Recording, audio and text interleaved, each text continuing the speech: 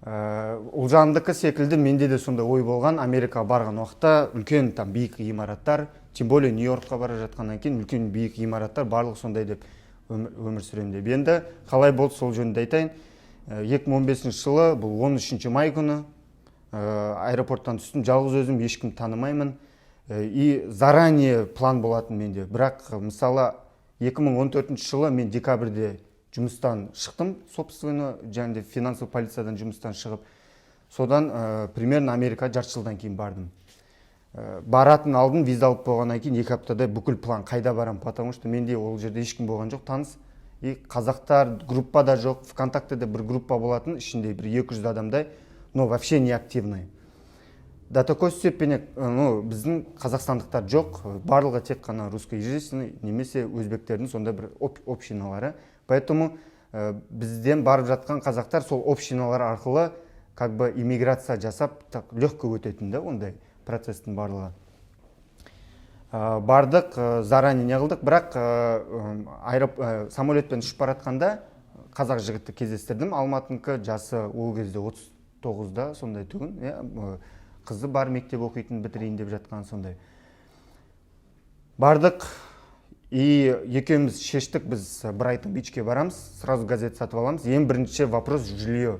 Жилье өте важный нәрсе, потому что сағат біз 12-лерде түстік, қалаға барам дегенше 2 болады, түнде бір жерде қону керек. Қалтамызда ақша бар, вот вопрос.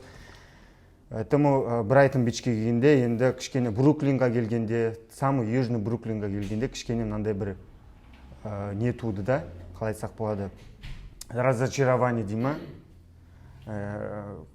мынау міне Америка деген секілді, потому что улицалар хуже, сасық, сондай бір не болатын, метро шумно, ана жерде машина деген, адам деген көп. И бірінші нәрсе осы іште туындаған нәрсе. Но келдік, біз сразу киім ауыстырдық та, сағат 4-5-терде уже Манхэттен жаққа қарай шығып кеттік, метроменен. Манхэттенде уже басқаша бүкіл әлем, вот осындай кішкене. И оказывается, вот мысалы біздегі Астанада жүретін болса, кішкене левый берег болады ғой, әдемі, Нью-Йоркта да сондай нәрсе. Вот Манхэттен, там даунтаун, аптаун деп бөлінеді, сол жерлер өте әдемі, биік-биік ғимараттар, барып суретке түсуге болады. Но вряд ли ол жерде сразу барып жұмыс тауып кетуге болады, орналасқан вышкада жұмыс істейсіздер, но со временем ол болуы мүмкін, әркім арман әртүрлі ғой. Но мен сіздерге айтатын заранее болмайды. И көпшілік адамдарда, келіп жатқан клиенттерде барлығында да осындай бір кішкене разочарование да болатын еді. Но артқа қайтар жол жоқ, бардық, көрдік бүкіл нәрсені. Осындай деген секілді. Әртүрлі ситуациялар болды, бағана айттық. Менде де сондай ой болатын, сіздің сұрағыңызға жауап беріп өтейін. Сол жердегі адамдар деген секілді, басқасы ритм жизни, типа зона комфорта менять ету, новый нәрселерді көру, ондай сұрақтардың бәрі постоянно болатын. Но келгеннен кейін кішкене тоже адамды ол жерде сындырат, егер де сен Қазақстанда жақсы жұмыс істеп жүрген болатын болсаң, вот вопростар. Еще бір нәрсе, біз барған уақытта доллардың курсы 180 болатын. И зарплата өте төмен болатын. Мен барған уақытта сағатына $7 төлейтін. Получается, бір күнде 10 сағат жұмыс жасаң $70 аласың. $70 енді есептеңіздер. Күнге 12.000 теңге бір күнде шығады мысалы.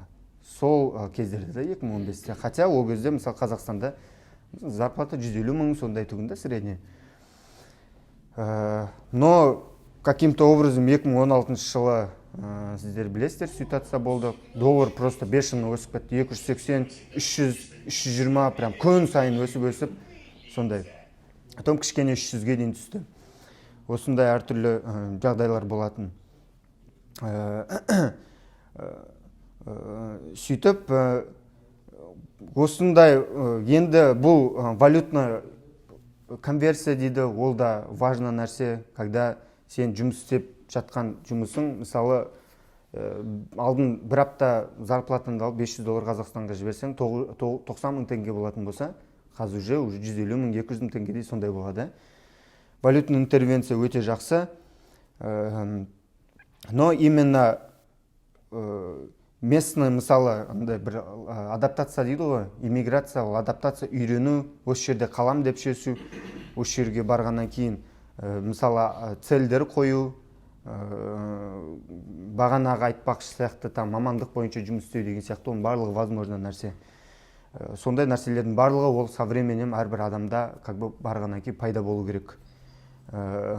Пайда болады, егер де қазір мен сіздерге кішкене ол жөнінде барлығын түсіндіріп беруге тырысамын. Осындай. Енді мысалы Америкаға Корея мен басқа мемлекетпен салыстыратын болсақ, бұл интернациональный мемлекет. Корея ол карстердің мемлекет. Сөзін шындығымен айта берейік. Біріккен ұлттар ұйымы болсын, қанша конвенциялар, оны заңдарды ратификация жасасын әрбір мемлекет. Но әрбір мемлекет, ол Корея ол карстердің мемлекеті. Шетелдің азаматтарына как бы по возможности қысуға тырысады. Высоко жаңағыдегі налогтармен облагать етуге тырысады жұмыстарын. Қиындатқызуға тырысады, үлкен профессиялық жұмыстарды бермеуге тырысады сондай, черный рабочий нені. Даже мысалы кеше Данияда, Норвегияда қазір естіп жатқан шығарсыздар жаңалықтарда. Мұсылмандар өте көп келген, Пакистаннан, Африкадан көп. И конвенция олардың талаптарын орындап, беженец ретінде қабылдай берді. Олар местное население, ассимиляция, полный адаптациядан өтіп алды. И қазір местный данский население, там норвежский население менен мұсылмандардың арасында қақтығыс болып, көтеріліс болып, погромдар болып жатыр. Біздегі январский событиялар, жаңалықтарды көрсеңіз сондай болып жатыр. Потому что ол мемлекеттер, қандай мемлекеттер, местный несі бар, адамдардың как бы внутренний халықтың өзінің нелері, поэтому националистский левый движениялар әртүрлі пайда болады. Как Германияда секілді 33 жылдары сондай.